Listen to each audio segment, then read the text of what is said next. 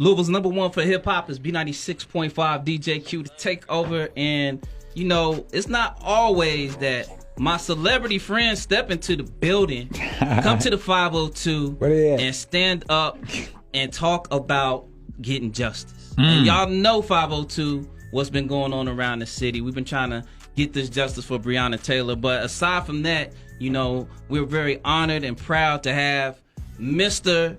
Incredible. They call him the Gigolo. They say he got some drum line in him.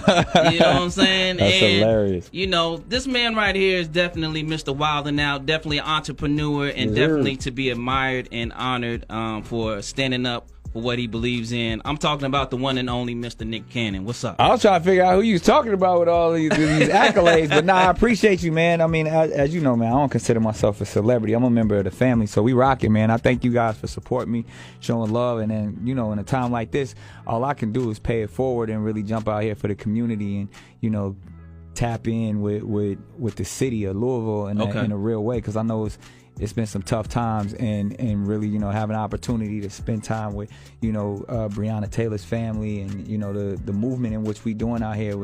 We plan it until we see justice. Now, you know, Nick, of course, you've got the Nick Cannon Radio Morning Show here in Louisville, and people have been hearing you here since January. But to really see your movement, everything that you've been doing since the George Floyd incident, even before then, of course, we take it all the way back to Trayvon and Mike Brown and all of that. We go hard for it.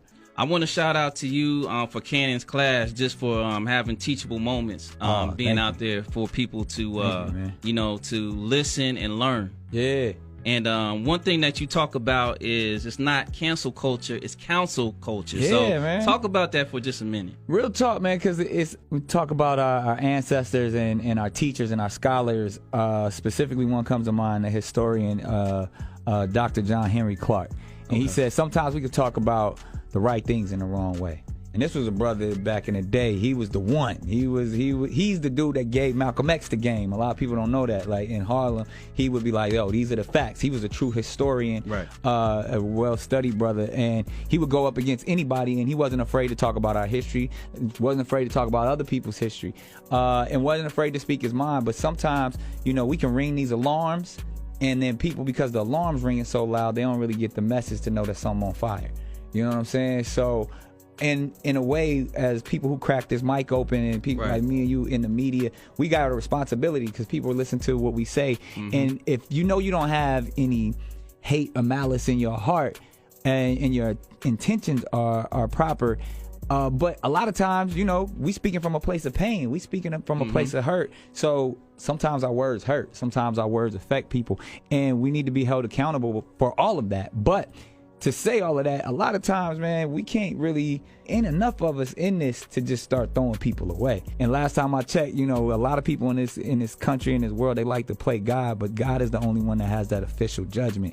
So when you know your message is steadfast, when you know you standing on truth, there's no reason to fear cancelization or fear someone getting rid of you, because when you got God's walk and calling on your life, can't nobody cancel you. You can't cancel God's call. So in that, you got to be able to be who you are, but you have to also at the same time be able to atone.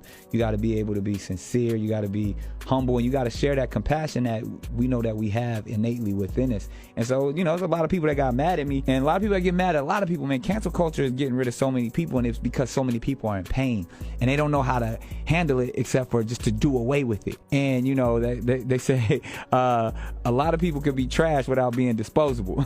You know what I mean? Like, we can say a lot of things, man, but we care too much for our people to get rid of people. But at the same time, we have to educate ourselves. We have to learn how to communicate with one another in a way to where even when it's tough conversations, you can still have those tough conversations, and you don't have to be silenced. You don't have to be put in a position where, you know, you scared to say what you truly believe. You know, one thing I could say about you, Nick, is like you constantly reinventing yourself, and you don't want to put yourself into a box. Yeah, nah. But at the same time, I think people view you, they don't know whether to look at you as Nick Cannon, the artist, the host, the comedian, the activist. So when you do make a statement, they like, wait a minute, this isn't funny.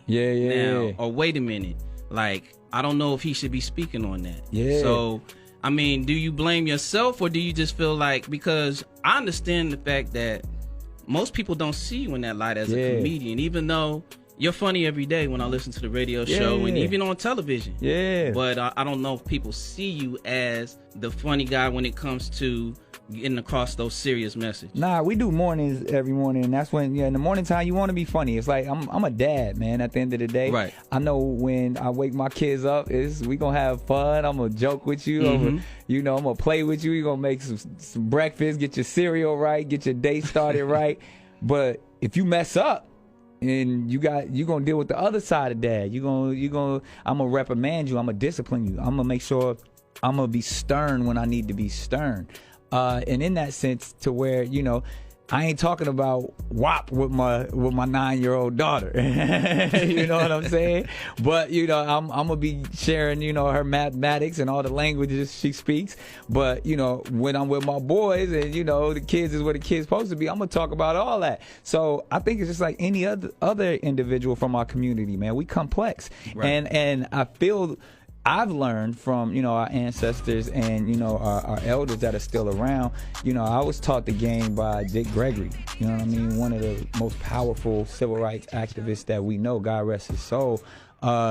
And before he transitioned, he was like, "I'm passing it to you, man. You got to know when to be funny and when to f them up." Right. that was his words, And to be able to move and entertain and make people smile and deliver that escapism is what we do as entertainers.